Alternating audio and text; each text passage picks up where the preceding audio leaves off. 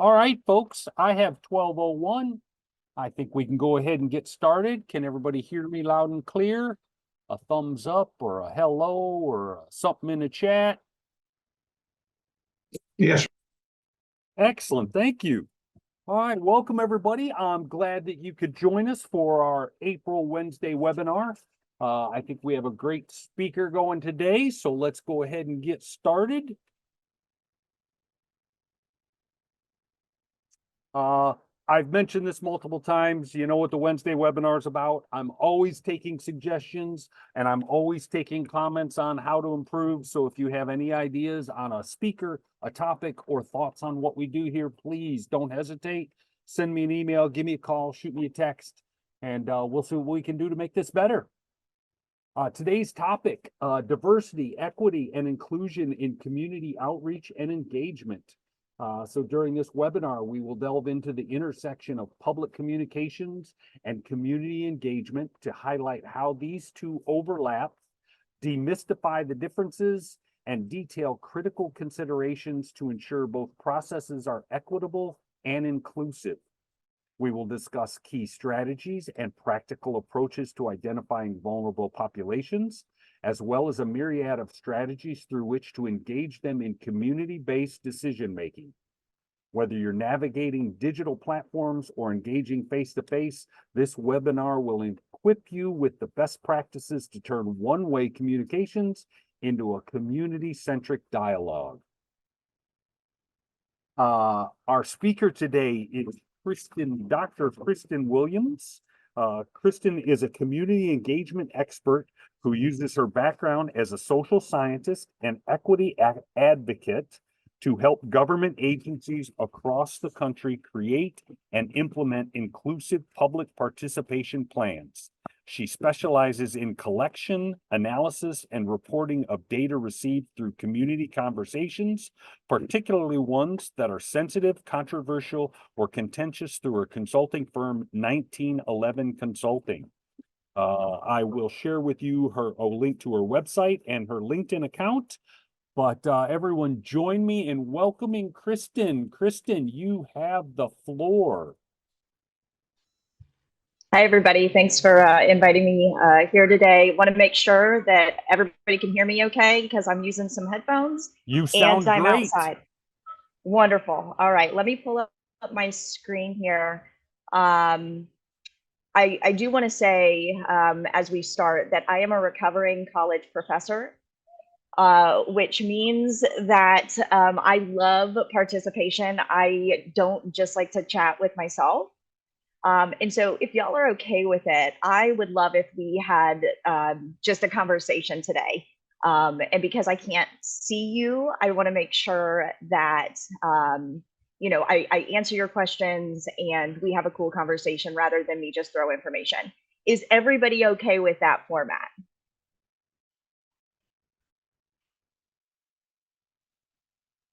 Thumbs up, a yes, and unmute. Sure. Okay, and if you don't want to talk, oh, you're the best. Thank you. I appreciate that. I just think it's more fun. Now, can everybody see my presentation? See a blank screen docket. The docket. Okay, perfect. Yep, that's where we want to start. So, and thank you for the intro, David, and just a summary of what we're going to cover today. Are these four basic things. What is communication and what is engagement, and how are those two things historically defined, and how is that changing today? What is diversity, what's equity, and what's inclusion? I know that, we know DEI, we talk about it a lot, but do we actually understand the differences and how that influences the work that we do? We'll talk about how to engage communities in an equitable and inclusive fashion. These two things, as we're going to see with the definitions, are not necessarily the same. They're not the same thing. And in each of these, it takes specific strategizing and intention to see them through. So we'll start with communication versus engagement, right? The old paradigm tells us that these two things are fundamentally different, that you communicate outward. It's a one direction type of interaction. I am going to inform you. right? And that is what PIOs have done, communication specialists, etc. I'm going to share information with you, tell you what's going on, and maybe you interact with me, but that's not really my concern, right? And then we have the engagement folks who are not only sharing communication, but they are opening up a dialogue to receive information as well. So they're not just sharing information, they're trying to get community feedback. And so again, historically, it's been, okay, there are communications folks, and then there are engagement folks. And what I have found as somebody who is an engagement specialist is often, and I just realized that the person who made this graphic online didn't spell engagement correctly. So oh, there it is. Okay, mine is, it's loading weird. But historically, right, we've had this differentiation, and in the places where I've worked, these teams aren't even working together, right? They're not even talking. And we're seeing this shift. And I'd like to know, in your roles as communication specialists, if that is what you do, have you seen a difference in your organization where you're now expected or encouraged to participate in dialogue? I'll chime in, Kristin. I work for the Division for Air Quality, and my job has always been to go out and do public outreach programs, you know, Sage on the Stage, me doing a PowerPoint kind of thing. And now there's a lot more direction from EPA for us to not just push out, you know, unidirectional public notices on the website that we expect people to find and then read and then engage with. We are now being encouraged and expected to actually go out and assist people with finding this information and making it more accessible to the non-technical public. Perfect. Thank you so much, Roberta. That is exactly what we're seeing, right? Because this new paradigm says, hey, in engagement, we call it inform, but inform is communication. It's part of a continuum. It is the starting point for engaging the public. And so we're now seeing, as you're describing, now we're seeing these worlds merge. But unfortunately, we haven't seen necessarily across the country the ability to equip communication specialists with what they need to engage, and vice versa. Engagement folks aren't necessarily the best communicators, ironically, right? And so the new paradigm says that we're all doing similar work, just with different levels of public involvement, right? When we communicate certain things, we don't necessarily need public feedback, but sometimes we do, right? And sometimes we don't just need it. Like, it is a requirement by law, or it's a requirement, you know, based on a project and how we want to move forward. And so communication and engagement are no longer two separate things. And so today's conversation is really about how do we merge those worlds as we talk about diversity, equity, and inclusion. And so I want to ask, again, the professor's coming out, how is there anybody here that says, yeah, I know exactly what the differences are between diversity, equity, inclusion? And are there folks in the room, quote unquote, that are like, I have a vague sense, but I'm not sure that I could explain it? Anybody feel comfortable saying where they stand on this? It's a very deeply philosophical question, and yes, I feel comfortable. If I don't know it, I can ask Dave. I love it. I love it. That's great. Anybody else want to chime in here? I guess I have a small sense, but I'm very new to the PIO world, so this is all very new to me. No, I appreciate y'all for answering. The thing is, right, is that unless you study this stuff day in and day out, right, this is what my PhD is in. So I have a pretty strong sense, because they wouldn't let me get my degree without it.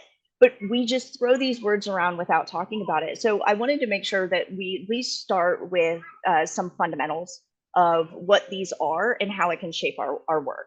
Right? So diversity is just recognizing that there are differences among people.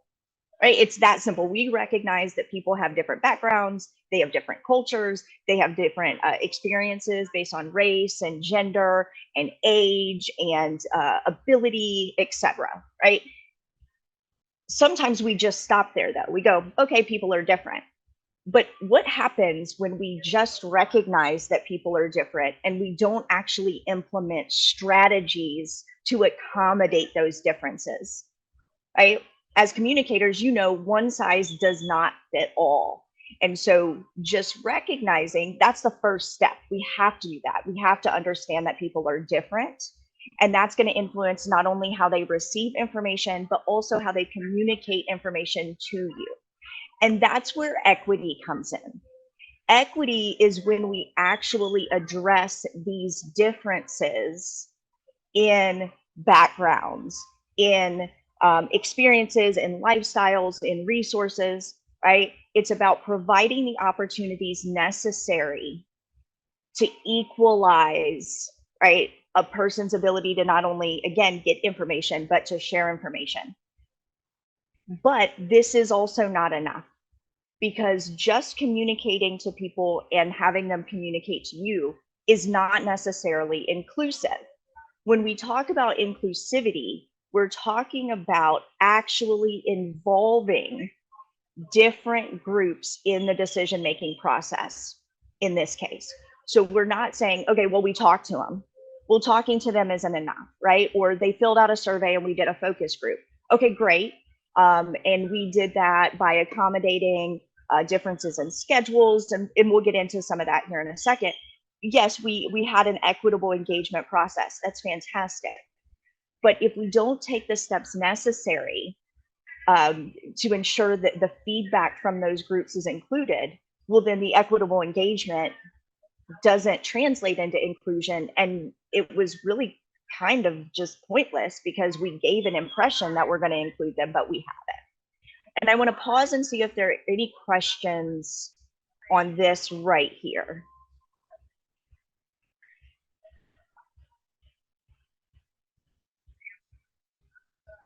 We do have one comment in the chat. Roberta said diversity equals human differences, and often in categories that have historically divided us. Yes, yes.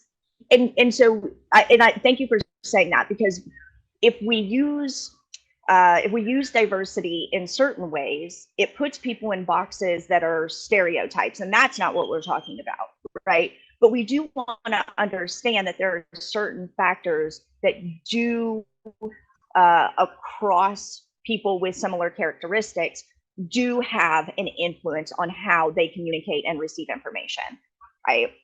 So with this in mind, we'll kind of get into then the nuances. So this is a graphic that just represents the differences here, and then we'll dive deeper, like I said. So diversity is, hey, people are different. Equity is, hey, people need different resources. And inclusion is actually about, again, including different groups of people in the decision-making process. And we're gonna start again with diversity. So the first step is recognition. How do we recognize who our populations are so that we can identify not only who we're trying to reach, but how we can potentially accommodate for any disadvantages they have in the communications and engagement processes? And so what we typically do before we do any kind of outreach, and I'd love to hear if this is also what you do, is we create a demographic profile of who we're trying to reach, right? If there is an area plan or a specific project, or floodplain research, whatever the situation is, we create a demographic profile, which you can do using census tract, block group data, American Community Survey data, to better understand who is there. And we do that not only to shape our strategy, of course, right, to go in informed in how we're planning, but we can track who are we reaching? Are we reaching a sample or a population that actually reflects who's there? And if not, if we're not there as we're going through, how do we adjust our strategies so that we can meet those goals? And then you want to use this information at the end of your communication or engagement plan to evaluate how equitable and inclusive this was, so that you can learn lessons for anything that comes after, right? What did we do well? Where did we fall short? How can we do better next time? And of course, we do that debrief with every project, right? Or every campaign that we do. So this is an example. Don't get too scared. It is from a platform called Public Input. I know some people on the call are familiar with it. Hey, Dan. This is an example of what a demographic profile can look like if it's just mapped out. You'll see here that the purple is the 80th percentile of population that is considered racial ethnic minorities, and that's in purple. And then green is 80th percentile of low income. And what we've done here, this is an actual project I worked on, is we tracked based on who logged in to take a survey and who attended community meetings, where our respondents were coming from, and if we were actually getting participants from these vulnerable areas. And that's where you're going to see the circles, the blue, the red, the yellow. Of course, we use tech for this. A software can do this, but you can create this on your own. And what we're seeing is, yeah, we are getting some high participation in certain areas, but we are doing better in areas where the population is racial ethnic minority, but or disproportionately racial and ethnic minorities or residents there. We're not doing as well in the lower income areas or in places where those two things overlap, right? And so we had to adjust strategy in not only communication, but also how we were going to engage these populations to make sure that they were included, because we were making decisions that were going to change the shape of their neighborhoods for decades to come, right? And so it was critical that we reach them. And then you'll see that there's, you know, other places where we were doing well that weren't necessarily vulnerable, but also critical, right? And so we track all of that using the demographic profile. So, you know, particular things to consider. Here's a starting list, right? Is of course race and ethnicity, like we talked about, income, nationality, immigration status, religious beliefs. We'll come back to why that can be pretty critical in the work that we do. Sexual orientation, gender identity, age, right? Digital literacy. I know that, you know, you all are really, really well informed with that, and making sure that things are accessible, means of transportation, right? So this is not an exhaustive list, but it is a good starting point of, hey, these are things that affect a person's ability, their time, their willingness, their trust in government, right? We need to have a really good understanding, at least a starting point, when we're trying to do communication and engagement. So has anybody seen this graphic or a graphic like this before, about the differences between equity and what people call equality? I promise I'm not a sponsor for Pepsi, but so this graphic to me is one of the best illustrations. I used to use it in class all the time when I was a professor, because, you know, when we talk about equality, we think fair, and we've been taught that fair is best, right? But you see here, if we give everybody the same bicycle, not everybody is going to be able to enjoy the ride or even get on the bicycle, right?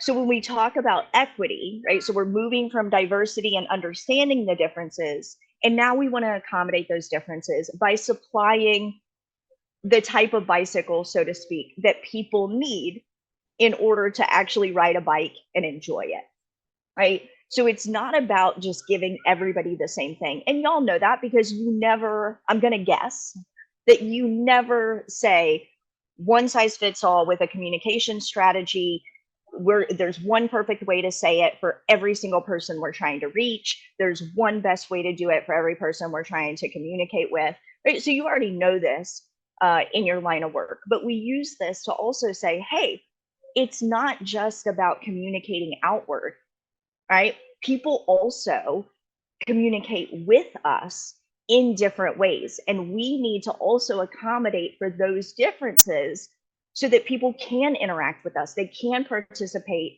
in the decision-making process. And this is typically where we hear people say, you meet people where they are, right? Have y'all heard that saying before? Meet people where they are, right? That's what we're talking about. Give them the kind of bicycle that they need, so to speak.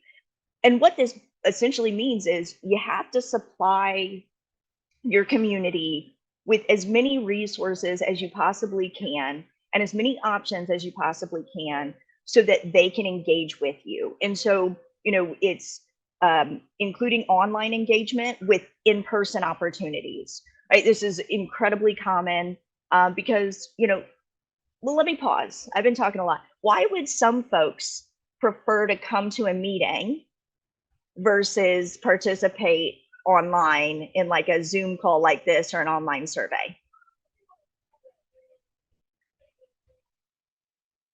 Some people struggle with tech. Yeah. Yeah. So it can be, yeah, they're nervous about tech. We see that with certain demographics, right? Could also be that they don't have access to stable internet. Yeah, right? in It Kentucky, could that's be a big simple problem. access issue. Yes, exactly. Thank you. And so it could be, it also is, some people, even if they're comfortable with technology, they don't trust it, right? If I log in, are you going to have my info? What are you going to do? Right? And so we have to appreciate that. Those people want to be online. And then there are going to be people who can't come to your in-person meetings. What are some reasons why somebody could not come or would not come to, let's say, a city council meeting, even if they cared so deeply about what's going on? What could prevent somebody from getting there? Yeah, mobility, health.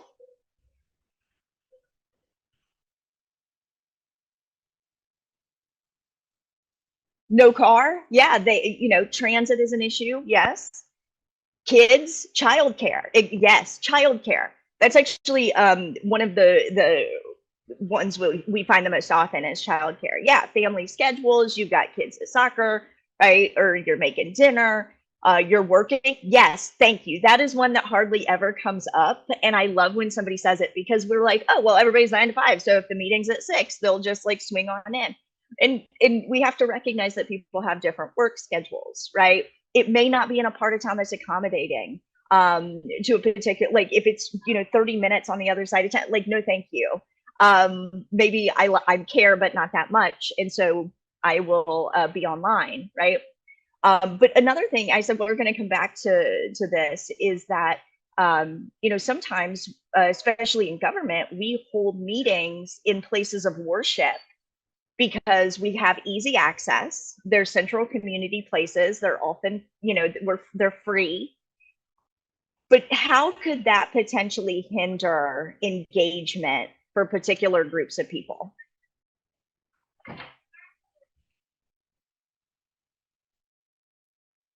Anybody want to wager a guess? I can also just tell you, but that's less fun. Yeah, it's not their religion. They don't want to be judged, right? It could be in certain places that the doctrine of that particular, the doctrine of that particular establishment doesn't align with their life and their beliefs and their lifestyle. They may feel judged and uncomfortable, right? And also a really big thing that we're finding in the research is people do believe in the separation of church and state. And it makes them uncomfortable in some ways to see meetings being held in these places. And so these are just things to consider. I'm not saying don't ever do that, right? It's if you do it at a synagogue and a church and a mosque, also a community center, right? A park, and then online, right? So where are we going? There we go. I got excited and skipped. So you'll want to do online and in person. You'll want to have different dates and times and locations, like I was just saying. You want to, and this is where that demographic profile really comes in handy. You want to be cognizant of the languages, of the preferred languages of your community, and ensure that you can offer the same opportunities for folks where English isn't their first language or their preferred language. One technique that's often overlooked is that, you know, we say, well, people can speak and people can write, and so we're going to have them fill out a survey. Well, that's of course not always true. And so you want to diversify the ways in which people can communicate with you. And this could be a survey. It could be, for example, I just did a project in a low literacy area, where a lot of the folks, unfortunately, they couldn't read. And so our engagement was me talking to them in person or on the phone and asking them questions and just having that conversation with them, right? We find that some people do better if there's, you know, drawing or something with a map that's not complicated, right? No complicated maps, or things like that. Right. And then, of course, as you all do in communication on the daily, is adaptations to address specific barriers related to things like mobility, sight, and hearing. And I'll give you a quick example of there was a meeting for an organization that I worked with, and they got a lot of complaints because the facility that they chose not only did not have access for people in wheelchairs, so those folks were actually just left outside, but they also, in a critical consideration, they had gender specific bathrooms with no opportunity for folks who use gender neutral bathrooms to use a bathroom. And they're like, we didn't even think of that, right? How would we have known that? And so it's these conversations that help us remember, right, that we just want to make sure that people have everything that they need in order to fully participate in ways that are equitable and meaningful, right? And want to pause and see if there's any questions there. This is normally where, if I'm in person, I can see your faces and kind of gauge, but I can't. So I'm just going to throw it out there, make sure everybody's still maybe awake, and that I didn't lose you somewhere. Very good? Sounds good. All right, I'm going to take the pseudo silence as we're good. All right, I appreciate y'all. Thank you. So there's a quote that I read not too long ago that really stuck with me in understanding this leap from equity to inclusion. Because again, a lot of us stop at equity because we're not taught what that means to be inclusive, or we just lump them together and we go, yep, it's equitable and inclusive, right? And we assume that's the same thing. And it says, inclusion involves ensuring everyone is actually heard, regardless of how they participate. And so when you think through that, it's like, again, yes, we've communicated to different groups, we've diversified our methods, we've gotten feedback. Let's say we've got, you know, equitable feedback. We have all these groups covered, but then we don't actually include the feedback, right? And the ways that this happens, it's hardly, if ever, nefarious. We don't go, well, we don't want to hear what those poor people have to say, right? Quote unquote. Or we don't care about this group. It's never like that. It's, oh, you know, the people who showed up to the meeting, and I want to see if this resonates with any of you in your organizations. The people who showed up to the meeting, they care the most. So we're going to weight their opinion heavier or more than the people who just showed up online or just filled out a comment card online or just sent an email. Has anybody experienced this before? It's pretty common, right? And so, because we say, well, if they cared, they show up, but we know that that's not true. You all have already articulated reasons why, even if you're passionate about something, you can't be there, right? And so it's about how we actually analyze the data. So part of being inclusive is saying it doesn't matter how you participate, your feedback will all be included.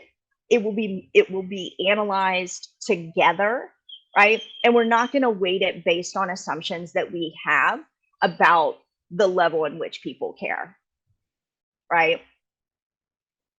Another way that we ensure inclusion, has anybody ever heard that nuances get lost in the laws of averages? Any data geeks that talk about this or are interested in that? No, when you but it sounds just good. look at, yeah, it does sound good, right? Well, because it's true, right? If you just look at averages, what you're seeing by definition, the average, right? And I'll give you an example of how this can go awry, right? And why we cannot just look at averages. So big city on the East Coast was doing a very controversial study about housing development. And, they warned me it's going to be controversial and people are going to have very strong opinions and you're going to be hated because you're the one doing this research, and just prepare yourself, right? Get a therapist, etc. And so we do the research and we get the data and I show them the averages. Just here's what we found. And everything looked neutral. Everything was just in the middle, right? It looked like people just didn't care. Well, I think a lot of us know people care about development, right? Very few people are like, I don't care what happens to my city or my town. I don't care if there's gentrification. I don't care about this, right? So what was happening? Why were we seeing just this split down the middle for something that we anticipated would be so controversial? What do y'all think was happening? And yes, that's a goose.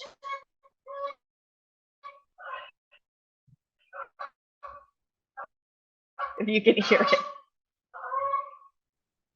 I thought it was a puppy dog, but. I'm sorry, I can't see the chat. Uh-oh, now I'm losing bandwidth. Let's hope I don't fade out here.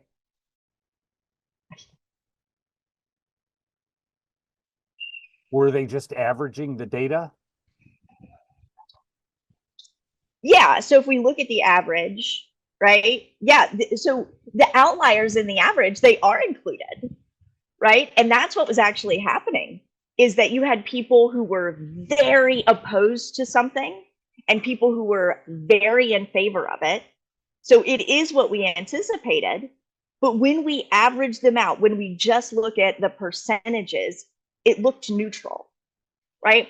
So when we talk about, like, what does this have to do with inclusion? When we talk about inclusive engagement, with vulnerable communities specifically, their feedback often gets lost in those averages, in part because by definition, they're probably going to be a smaller sample. They're probably going to be a smaller part of your sample, right? And so their feedback doesn't necessarily get the attention that it needs.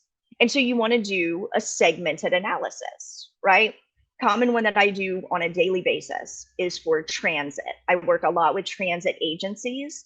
And of course, it does not matter what the survey is about. If there is a survey about buses, people who do not ride the bus and hate the bus and will never ride the bus are going to take the survey. Okay. And it's generally over 50% of survey respondents. I love it. I love that people love surveys. But I'm like, you don't even care about the bus. What are you doing? And so when I report, I have to say, here's what all the survey respondents said, right? That's critical. But now, if we want to understand amenities that bus riders need, what do I need to do? Well, I need to segment that analysis and look at the people who actually ride the bus, right? And then I take it a step further and say, okay, the people, we ask questions to get this information, people who depend on the bus, not just ride it because I don't want to, drink and drive, and so I'm going to hop on it after a crazy Friday night, but people who depend on it because they have no other transportation. What do they need?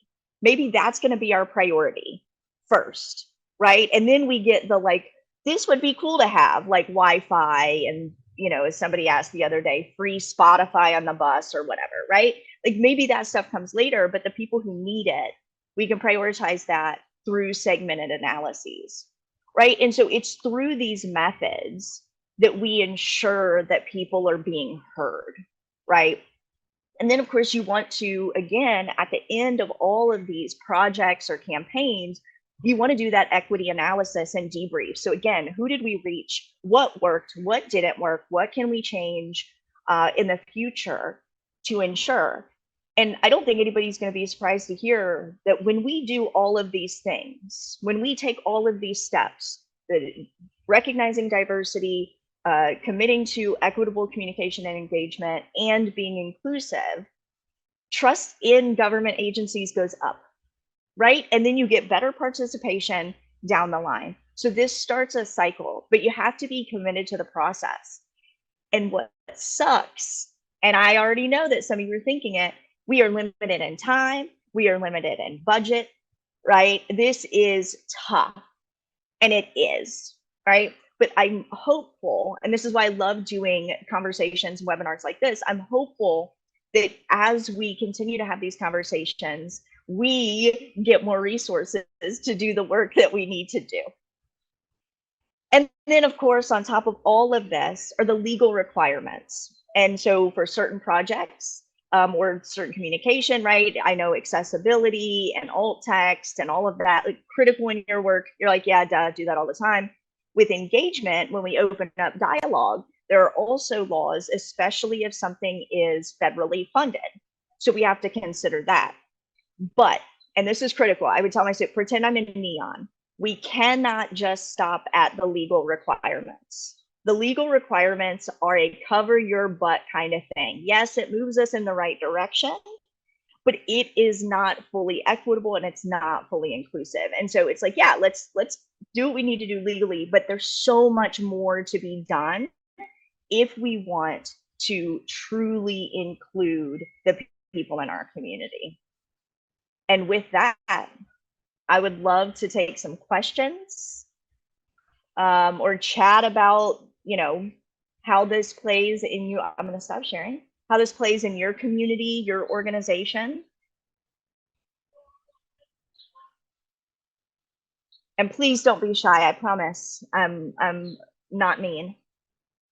Kristin, I'll just chime in real quick, try to get the ball rolling here. What I have found in my own journey of learning about this topic and accessibility is that because so many of these legal requirements are written in a way that essentially put the burden of of the law on the person who's being wronged, that everybody just seems to just continue to fly under the radar, hoping we won't get sued, or hoping that nobody like that is going to be upset with us or whatever. And it's very hard to kind of move that forward and say, hey, and it shouldn't be about not wanting to get sued either. It should be about doing the right thing, not just because it's required, but also because we want to serve everyone in the Commonwealth and not just able-bodied or certain kinds of people or whatever. So it is a challenge sometimes because it's complaint driven. A lot of these laws are complaint driven, and Yes. Most folks haven't had the experience yet of being sued or facing that situation. Yeah. And I love that you said that, because what we're also finding is that when we do equitable and inclusive engagement, again, trust in government goes up. The fear of not meeting legal requirements goes down, right? Because it's like, no, but we're not just doing the bare minimum. I mean, we are doing everything we possibly can. And yeah, there's always going to be people who complain. You all know that, right? I'm not telling you something you don't know, but there are going to be people in the community that feel heard for the first time, right? Engaged for the first. There's hope there, and that becomes critical. So thank you.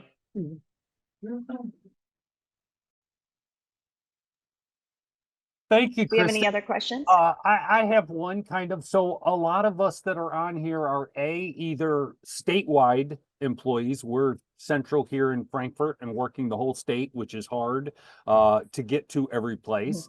And there's a lot of people that are on that are working in some of our smaller counties in Kentucky and are essentially one-person operations. So it's a little overwhelming. How do we pick places to start and get going? And I know that's a Yeah, huge that's a great question. No, I mean, well, and you know, I get that question all the time about different things, right? I need to collect data. Where do I even start? Right? That's the hardest part, is where do I start? And I would say, if you're statewide, for example, yes, that's a lot. Understand, right? We see geographic patterns of where people live, right? And I'm not going to get into sociological reasons for that, though I could talk hours about it. But we see those patterns, right? Let's have an understanding of where literacy is low, bandwidth.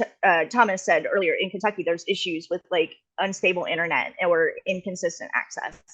Having a basic understanding of where those areas are, you're never going to be precisely perfect, but having that understanding. Okay, so if I need to communicate, you know, maybe we do some, I know this isn't popular, so don't kill me. Maybe we just do some targeted Facebook ads in this particular community because we know X, Y, and Z about this area versus here. It's same information, just communicated differently, right? So it's about not trying to be perfect every time. It's about moving the needle forward and sharing that information, right? The other thing I'll say about that is the importance of networking, right? And we know this is true in so many things that we do, but we are all working with limited resources. I don't think there's a single person on this call that's going to say, I can do whatever I want, however I want, with whatever budget I want, right? So what happens is, if I'm working in a new community and I'm learning about this community, I will reach out to folks who work in this space and say, have you done equity mapping? Do you have information about, you know, or debrief information about how you've communicated, what's worked, what should I know?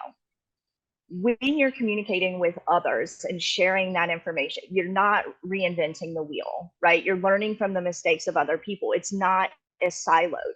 So if we're having these conversations with others in our network and we're sharing those resources, you know, it gets a lot easier then to propel that forward. Does that answer your question? Yes, thank you.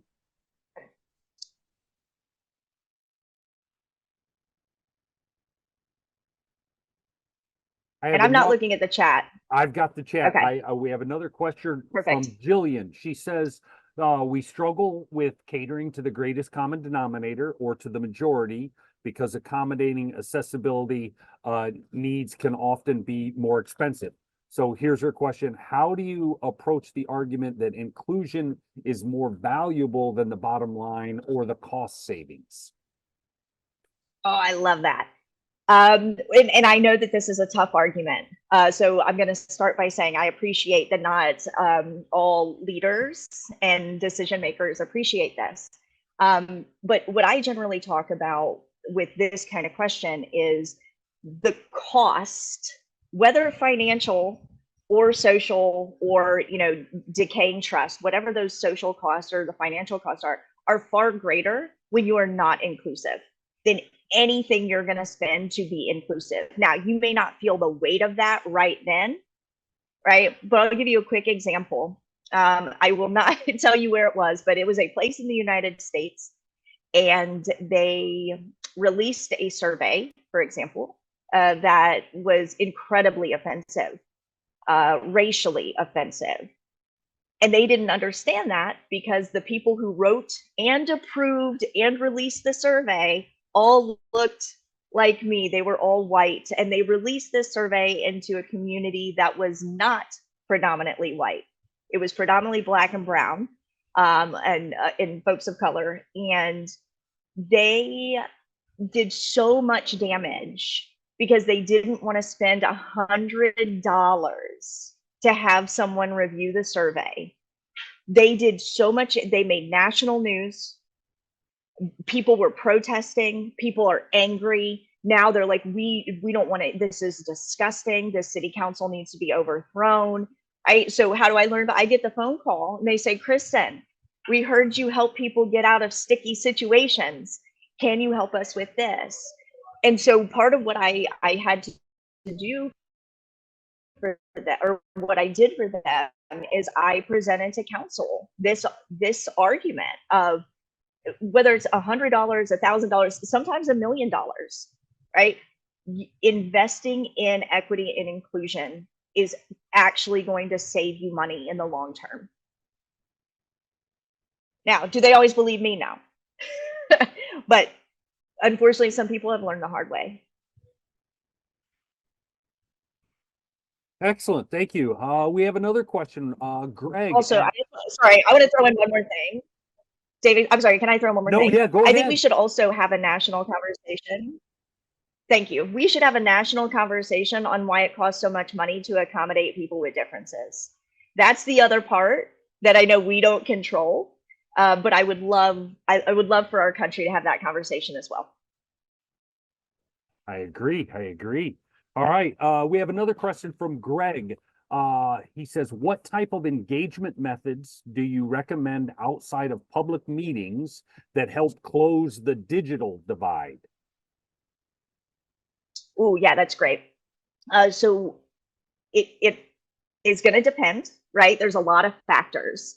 But one of the most successful strategies that I've used in areas where people don't want to go to meetings, but they also aren't necessarily, they don't like technology or don't have access, etc. We have a phone line. We have a phone line where people can call in. Sometimes it's, hey, leave a voicemail, and some people, and they love that. We also give them the option to talk to a live person. Now that costs more money, right? But again, it's like, hey, we know in this particular community, they don't trust tech. They want to talk to a human being, but they can't leave their home because of mobility, or they're in a community, right? Or an institution where they can't necessarily leave easily or on their own time. And so we offer a phone option, right? I mean, we're now seeing this trend where people want landlines back. Who would have thought that was coming, right? So a phone option is always fantastic. We have people who they don't want to come to a meeting. They don't want to call us, but they will old school respond in paper. So here's a comment form. Here's an envelope that we've already provided the postage for. We send that out. You just mail it back to us, right? So sometimes the answer, even in this digital world, is kick it old school, right? Kick it old school, get back to some of those fundamentals. Yes, it costs more money. Again, it's resources, it's time, but you will see the diversification of your sample when you do that. Does that help?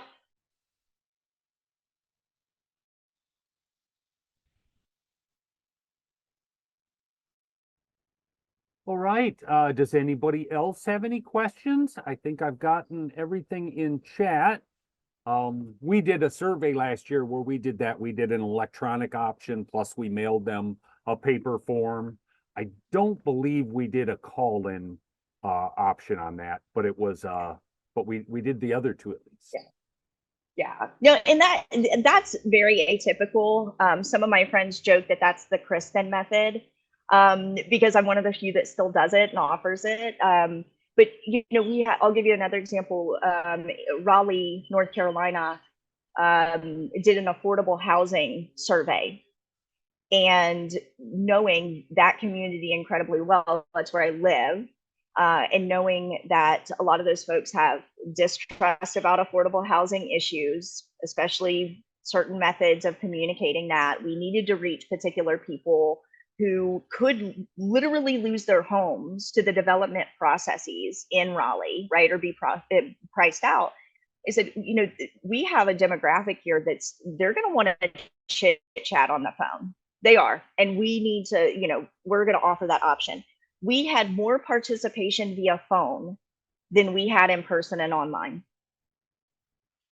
And it and when I looked, of course, at how people participated and like what they were saying, if we had not offered the phone option, we would have missed crucial information from folks, especially those most vulnerable to losing their housing. And so understand, we included all of their feedback, right? But doing the segment and analysis, we know, hey, these are older folks who have been in this neighborhood for 50, 60, 70 years. Their families own this, it's been passed down. And here's the reason that, here are the things that they need in order to stay put. We would have lost that if we did not offer the phone option.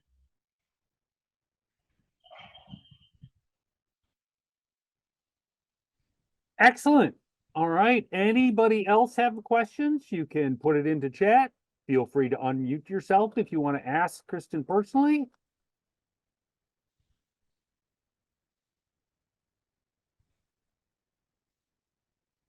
All right. Well, Kristin, I want to thank you so much. Everybody don't go away. I've got a couple announcements about upcoming webinars, but everybody give Kristin a hand. Appreciate you speaking for us today. I will have a copy of her presentation that I'll share. We will post a recording of this video to YouTube. I'll send out an email next week with both of those. Thank you so much. It was fantastic. I appreciate it. Thanks for having me, y'all. Let me pull up my screen real quick. And I'm going to share.